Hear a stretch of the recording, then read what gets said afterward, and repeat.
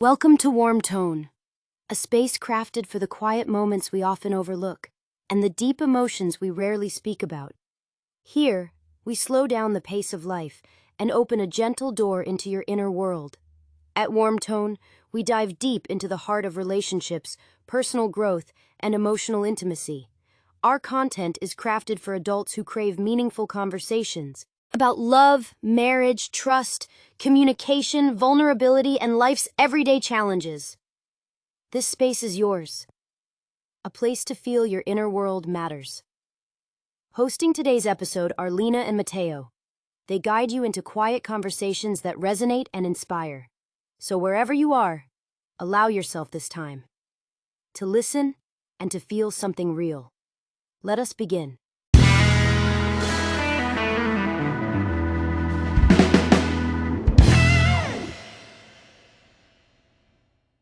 So, when you're in a really loving long-term thing, things can sometimes settle into a pattern, can't they? Oh, absolutely. It's comfortable, it's often wonderful, but yeah, that predictability can kind of quietly nudge that spark down a bit. Exactly. And that's what we're diving into today, exploring some beginner-friendly ways, really respectful ways for couples to just gently try something new. Just to rekindle that intimacy, that sense of discovery. Yeah, and we're pulling from a source that really digs into this, looking at 10 ways to rekindle intimacy and also offering 10 beginner-friendly bedroom experiments. Right. So our job here is to sort of pull out the best bits, the most practical ideas, and give you a bit of a shortcut to refreshing that connection. And we need to be super clear right from the start. This is not about, crazy changes or anything extreme. No, not at all. It's really rooted in curiosity, isn't it? And sharing something new together, maybe being a little bit vulnerable. Totally. And the absolute bedrock, the non-negotiable.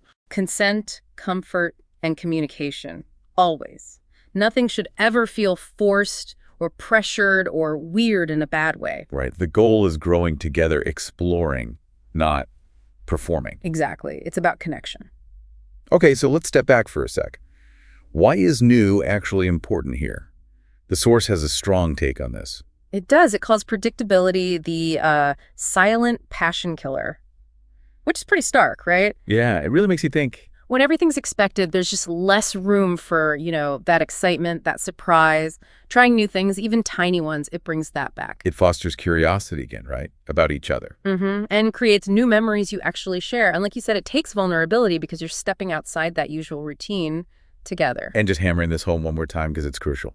Consent, comfort, communication. Absolutely paramount. If something feels off for either person, you stop. Full stop. That freedom to say no or hang on is everything. It's the foundation of safety, which allows real intimacy to flourish. Enhancing connection, never pushing boundaries. Okay. Foundation firmly laid. Let's get into these 10 specific ideas. The source positions them as safe, playful ways to explore. Yeah, gentle ways, nothing too intimidating. They're designed to shift focus or just add a little twist to what you might already do. Right. So, number 1. The sensory play night. What's the gist of this one? Okay, this is interesting because it deliberately downplays sight. It's all about boosting the other senses. How so? The idea is to gather some things with different textures or temperatures, maybe like feathers, a silk scarf, maybe some ice cubes carefully, or even a soft brush. Then one person closes their eyes or uses a blindfold, and the other explores touching them really slowly, intentionally with these different things. Oh, wow. So it completely changes how you experience touch. Exactly. And the source gives good tips, like use a warm blanket so the person receiving is comfy. Definitely switch roles. Right. So both people get both experiences. And talking about it after is key. What felt good, what was surprising. That reflection part seems vital. Okay, moving on. Number 2. The yes, no, maybe game. This is more of a conversation starter. Yeah, it's like a pre-intimacy chat. Before anything happens physically, you each make lists. Okay. 3 lists. Stuff you're definitely open to trying, that's yes. Stuff you're kind of curious about, but maybe unsure, maybe. And stuff that's just off the table, no. And then you compare notes. Yep. And what's great about this, the source says, is it creates this really safe space to talk about desires or boundaries that maybe you haven't voiced before. I can see that. It takes the pressure off trying to guess or bring something up in the moment. Totally. You might find overlaps you didn't expect or just spark new ideas in a really low-pressure way. I like that conversation first approach. Okay, number 3 is a bit different. Try the 7-minute foreplay rule. This sounds simple, but it's kind of profound.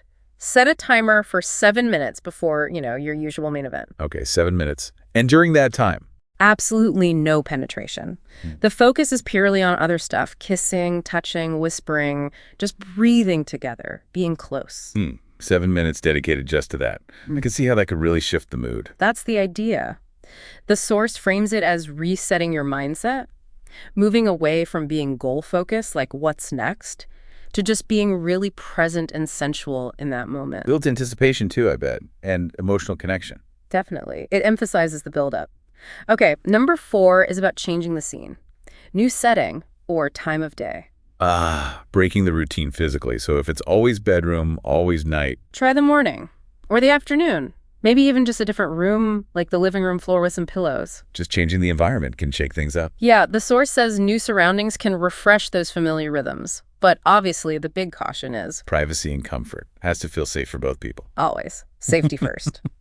Okay, next one, number 5, mutual massage with a twist. What's the twist? The twist seems to be about the intention. Exactly. It's not just a quick back rub. You take turns, maybe slowly undressing each other, soft music, warm oil, full body massage. Sounds lovely. But the key is agreeing beforehand that the only goal is to make the other person feel amazing and cared for through touch. No expectation that it has to lead to sex. Removing that pressure again. So you can just enjoy the giving and receiving. Right. And a nice little bonus tip they add. Maybe whisper compliments or affirmations while you massage. Adds another layer. That's sweet. Okay, number 6 gets into the imagination. Read or listen to erotic stories together. Yeah, this taps into shared fantasy. Instead of physical action being the focus, you use words. So like one person reads aloud or you listen to an audio story. Take turns picking or reading. The source suggests this works because it kind of bypasses any performance anxiety. It's all about imagination. What kind of stories work best? They recommend looking for stuff that's consent-focused, maybe more sensual, and about emotional buildup, not just purely explicit, building that shared mental space. Makes sense. Okay, number 7 flips things around. The switch roles experiment. This is if you have kind of typical roles, maybe one person usually initiates or one's more dominant, one's more passive. So you just swap. Yeah, for one encounter, you consciously decide to switch. The person who's usually passive takes the lead, sets the scene, initiates touch, directs things. Ooh, that could be really insightful. Stepping into different shoes, emotionally and physically. Definitely breaks habits, can show you new sides of each other and yourselves. Now, number 8, create a safe word and explore light power play. Okay, power play sounds potentially intense. The source is really clear here. This is light, playful exploration, built entirely on trust. It's absolutely not about roughness or making anyone uncomfortable. So how does it work then? Lightly. It's framed as playful roleplay. One person is gently in charge for a bit. Maybe they decide who speaks or where hands go or when clothes come off, very gently. And the safe word is crucial. Absolutely critical. You agree beforehand on a silly, non-sexual word like pineapple or fluffy. That means stop immediately, no questions asked if anything feels wrong. Okay. And talking about it afterwards with lots of reassurance is essential to keep that trust strong. Communication and trust again, front and center. All right, number 9 takes us back to senses.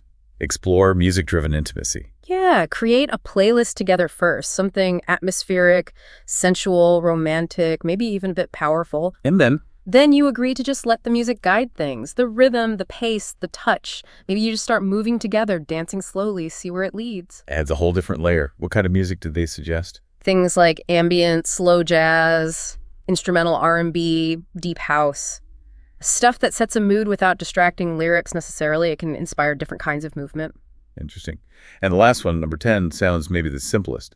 The 30-second eye contact challenge. Simple, but potentially really profound. 30 seconds seems short, right? Yeah. How does it work? You just start your intimate time by sitting facing each other. Clothes on, clothes off, doesn't matter. And you just hold eye contact for 30 seconds. No talking, just breathing, looking. Wow. That actually sounds incredibly vulnerable. Maybe a little awkward. It definitely can be at first.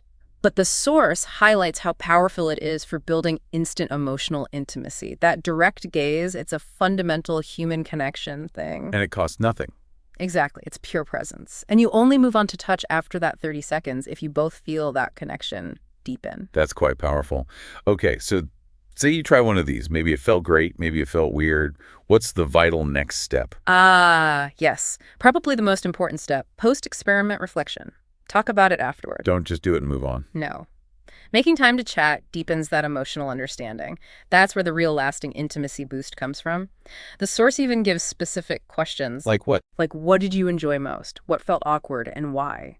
Anything you'd want to try again? And maybe the big one, what did you learn about yourself or about me from doing that? Those questions turn it from just an activity into a real conversation about your connection. Precisely. That's where the growth is. And the source tackles some common worries too, right? Like, what if it just feels awkward? And the advice is basically, that's totally fine. It's normal for new things to feel clunky. Laugh about it together. Be silly. Intimacy doesn't have to be some smooth, perfect performance. Good reminder. What about if your partner isn't really keen on trying stuff? Approach it gently. Start with a conversation, maybe share some of these ideas. Frame it as exploring connection together, not as a demand. Their comfort is always number one. And the fear of failure, what if you try something and it just flops? The source puts this really well. There's no such thing as failure in exploration.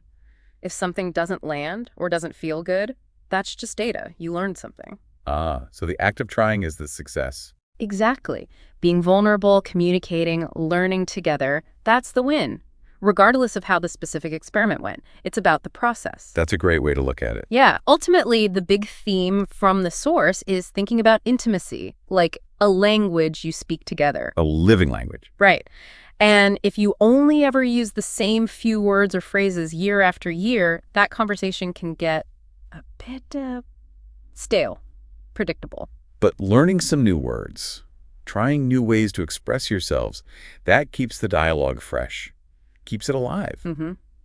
So these 10 ideas, they're just invitations, starting points. You don't need a checklist. Just pick one maybe, one that sparks curiosity for both of you. Yeah, try it out. And definitely make time to talk about it after. Because the goal isn't perfection. It's connection. That's the whole point. So maybe something to think about as we wrap up. Which of these new words in your shared language of intimacy feels most intriguing to you right now? Yeah, and what might that curiosity itself tell you about where your connection is and where you might want it to grow?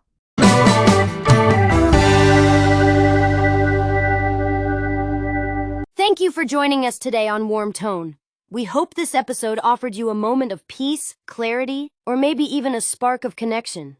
Lena and Mateo will be back again soon, with more stories, insights, and quiet truths to help you feel seen, supported, and inspired in your everyday life. If this episode resonated with you, please take a moment to support us by liking this video, subscribing to our YouTube channel, and turning on the notification bell so you never miss a moment of warmth.